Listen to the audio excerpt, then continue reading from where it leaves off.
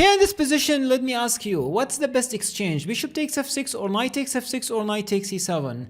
In this video, we will talk about the third mistake from the book 50 Mistakes You Should Know. And this one's talking about exchanging pieces again. And mastering the exchange pieces means you master huge part of chess. Today, mistake number 3 says exchanging a more active piece for a passive one or a less active one. So whenever you want to exchange pieces, and usually this is what happening in most of our games, it's rarely to play a game of chess without exchanging any single piece. So you need to ask yourself, what is actually it's even before. Whenever you look at any chess position, ask yourself, what's my most active piece? What's my least? And what's my most active opponent piece and what's least? So here in this position, if you think about the remaining pieces, especially the minor pieces, the most active piece for white is this knight. And the less active one may be the bishop, though it's active.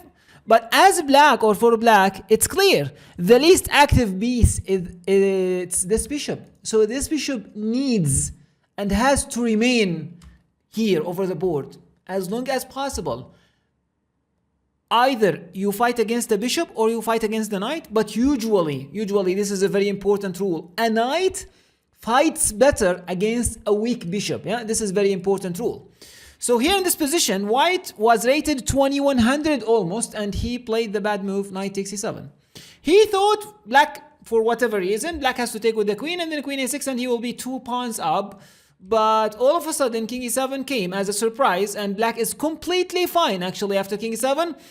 For the reduced amount of pieces, this king actually is safe here or safe here. So after queen d3 attacking, queen b6 defending, some moves like h3, very strong move, rook c6 defending the pawn, and the queen now is free, queen b1, queen b4, and all of a sudden black got a slightly better position. While if bishop takes f6 is if the right exchange happened, then the game will take another direction completely. Like after bishop takes f6 and for example b4, this position is completely winning for white. Why? Because we have a very superior a knight you cannot attack even from d5. So this is our first example, and something actually very important to mention when it comes to exchanges. You need to think about what's remaining, not only what's the best piece or not. Sometimes you keep some pieces because if you exchange them, you lose the game, even though if they look passive. Yeah, this is a rare case, but just keep it in mind. Here, black to play. What to do as black? Let me give you some seconds to you pause the video and you try to find the move. I hope you found it. Again, we ask ourselves, what's our most active piece as white? For example, our most active piece as white, or white's most active piece is the bishop on c3. Probably the least active piece is this bishop, yeah? So ideas like bishop c4 is not okay. And sometimes there are some pieces in the middle, yeah? You cannot decide about them, but sometimes the least active piece is there, or it's obvious. So here the least active piece for black is the bishop on e7, clear, as this diagonal is blocked and this diagonal is kind of empty, so this bishop here is aimless. The knight and the bishop are kind of okay. The knight is good, the bishop is good, but this bishop is bad. And this is interesting about chess. Sometimes whenever you have a bad bishop, your opponent's bishop will be a great one. So if you manage to exchange these two bishops together, then you got kind of a positional advantage, or a better position, much better position than the position that you got. Maybe you might be +1 for white and all of a sudden it's only plus, for example, 0.3. So here in this position, the best move was bishop f6. And after bishop f6, if you manage to exchange these two pieces together, like after bishop takes f6, knight takes f6, and now for example one single move for black to play, it's going to be great because we do have this great idea, bishop g4, attacking the queen, and for example the queen goes away, bishop takes e2, rook takes e2, and the e5 square will be great for the knight, like for example knight d7 and knight e5, and this position strategically is winning for black because this bishop is bad while this knight is perfect on e5. So that was a move, and black is not a weak player. He's almost 1800 rated, yeah? He played in the game queen g5 and he missed that move. But all of a sudden, knight f4 came. And after knight f4, now you can no longer go bishop f6, because after bishop f6, there is this idea, knight takes f6, f takes e6, and e5, very strong move. And after, for example, knight takes e5, there is queen takes b7. And after queen takes b7, if you, for example, go knight d3, there's ideas like bishop takes f6, g takes f6. Yes, you got rid of your bad bishop, but all of a sudden, your king side is much weaker, and now ideas like rook f3, rook g3 are coming, and this is actually, or these are very much weaknesses. So after knight f4, knight e5 actually played in the game, but after knight e5, very interesting move played by black, which is, or by white, which is bishop takes e5. Bishop takes e5 actually worked because black cannot improve the structure after d takes e5 because of knight takes e6, f takes e6, and this is actually a very bad structure. And queen f7 is very annoying. So after bishop takes e5, queen takes e5. Now, white has a great idea, which was knight takes e6 again. Again, you need actually to calculate, not only just decide which piece is better, which piece is not. So knight takes e6, and the point is, if you go queen takes e6, in the opposite colored middle game chess, it's better actually, the position is better for the one who has the most active bishop, yeah? And here, after e5, this bishop actually is a monster here. And for example, if d takes e5, there is this queen e4 idea. After queen e4, this is under the attack, and the idea of bishop c4 actually is a huge.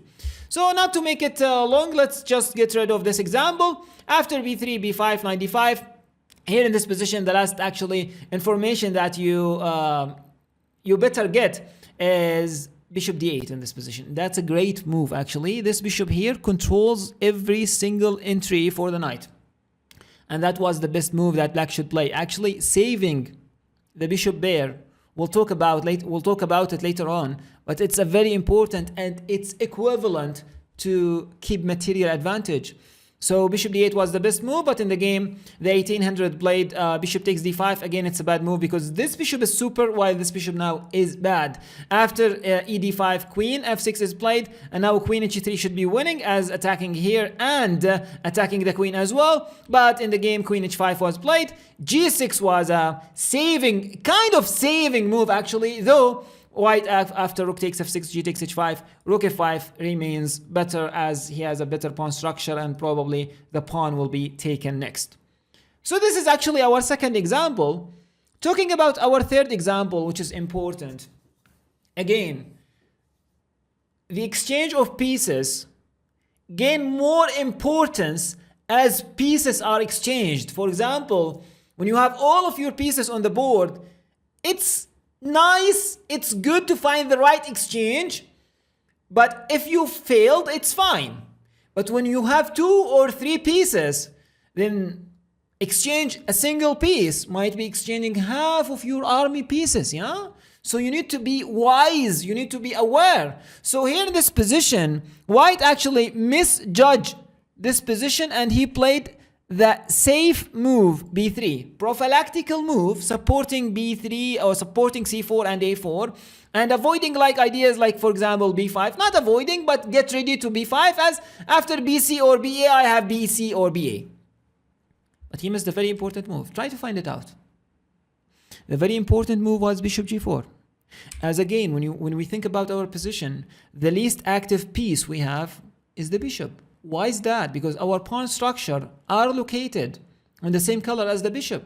So it's better to get rid of that bishop right now. So if you go bishop g4 now, then either black will have a very bad bishop here, and maybe ideas like rook e6 is completely winning now as rook d7, maybe rook takes b6 or rook takes g6, and if king c7 there's this check and collecting pawns, or exchanging bishops. And if you exchange, it's just h takes g4, and after h takes g4, then rook e6 is a threat.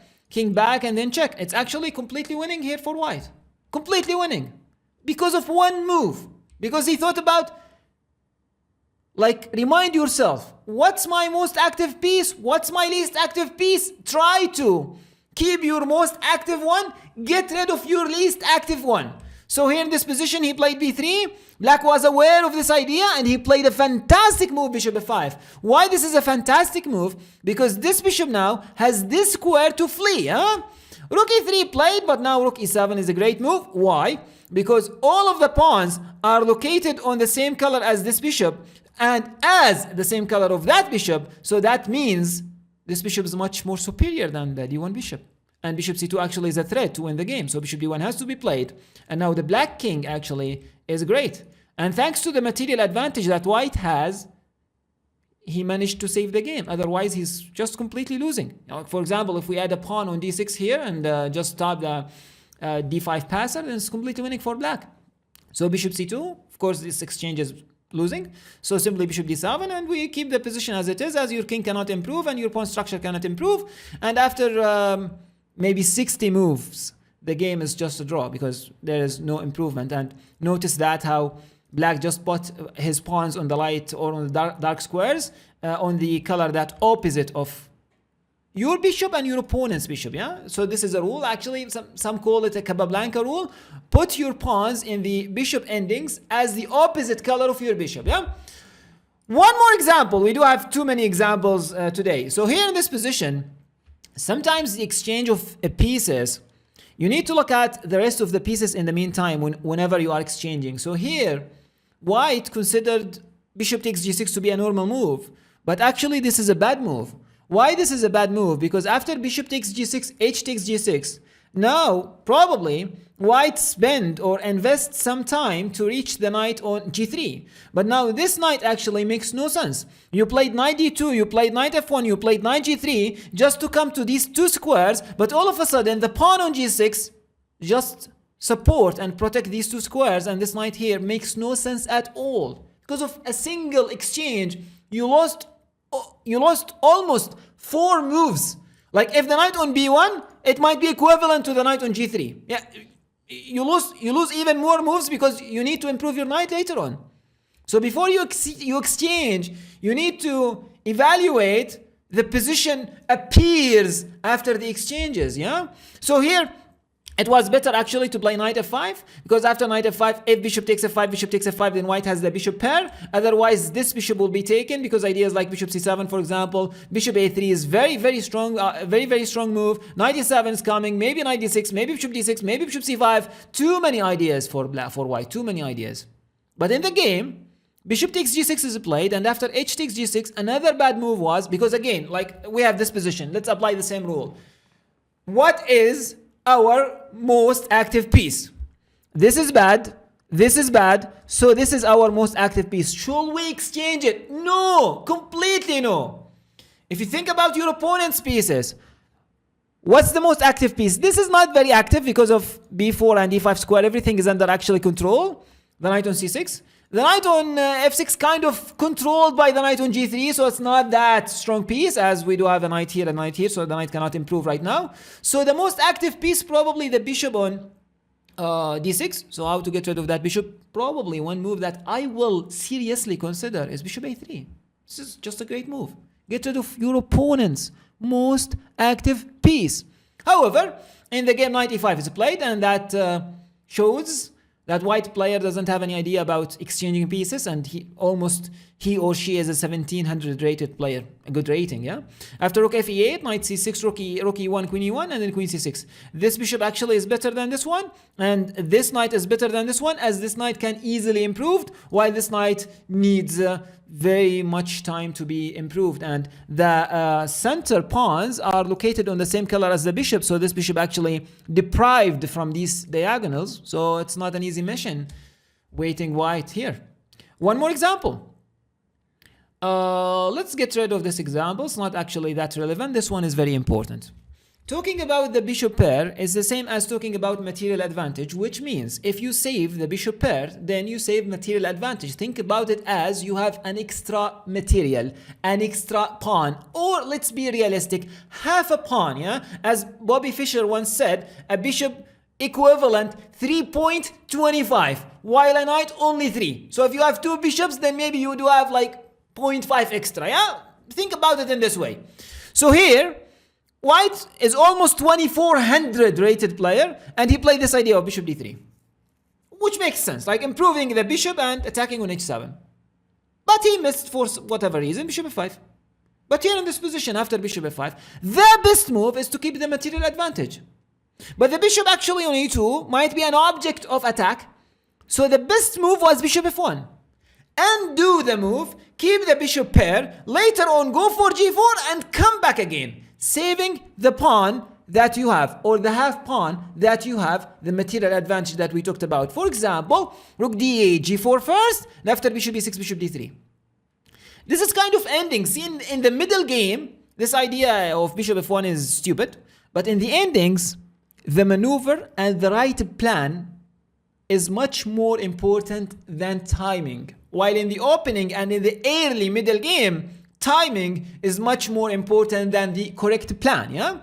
So after bishop d3, white will get a serious advantage, but all of a sudden bishop c5 is played, and now bishop takes d3, rook takes d3, and after b6, bishop f2, c6 is played, and black actually is completely fine. Later on in the game, black made a mistake actually here with b takes a5, and after b takes a5, rook a1 is coming, and the a5 pawn will be taken. The best move was c5, so these pawns actually will be restricting the bishop. Wait a second, you mentioned that earlier we need to put our pawns on the opposite color of our opponent's bishop. Yes, that's right. But this rule is 100% applied when the position is two bishops on the board. Like if instead of this knight, there is a bishop here or a bishop here, c5 is kind of unclear move, a dubious move. But if we do have a knight, then it makes sometimes sense to put our pawns on the same color as the bishop, so we control some squares, and our knight actually is not restricted by our pawns, as if we have a dark squared bishop. Our last example here, it was this position. It's a very classical one. And here, do you play queen d4 or don't you play queen d4? Try to assess this position. Take your time. Actually, this was a mistake. Why is it a mistake? Because black can play queen takes d4. And after rook takes d4, white's idea is c4. And the problem with c4 is that our king is coming. And if you go c4 now, it's only now actually, otherwise my king will be protecting the rook, and if you go c4 I can take. So if you go c4, I can simply go king e7. And if you take with the rook, I will exchange and then king d6, and this ending might be winning for black, as this king is much better than this king, and the d5 pawn will be taken next. And after queen d4, rook d4, king f8, if you go after c4, c takes d6, then again I can go king d6. And maybe if you ask me, do you like to be white or black in this position, I might say I like to be black, because black's plan is easy. Rook c8 and attack the pawns. And now white doesn't know what to do. Shall I keep protecting the pawns, but my rook will be passive? Or shall I give my pawn away and then the king will be improved? What should I do? It's not actually clear. That's why here in this position, it's not queen d4. The best move actually is to keep the queens as waiting to create a second weakness. Not only that, exchanging queens will help this king to join the defense, while keeping the queens means that the king cannot join the defense. This is super important. So here in this position, the best move was queen f3. The idea is rook d4 followed by queen d1 and then c4. Black's idea is interesting, to protect against c4, like queen c5 first and b5, because c4 now is a threat, as you cannot take dc4 because of rook takes d8. So b5 to stop that, queen d2 first, and now very interesting move a4. And after queen c6, I love the next move for white, h5. This h5 will creating problems later on to this king. How? After, for example, rook d7, we go b3, coming with c4. So black has to play rook c7 in order to exchange this pawn with this pawn.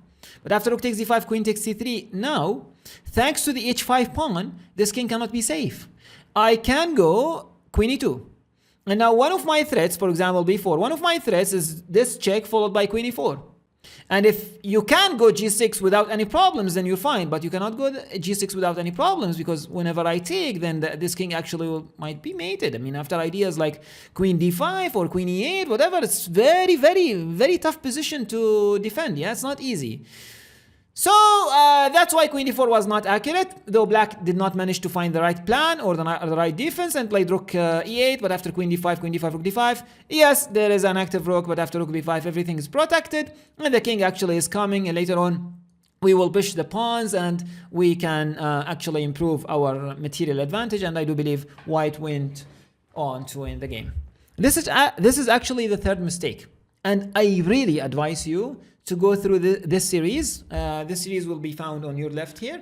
and I hope you got something out of this video.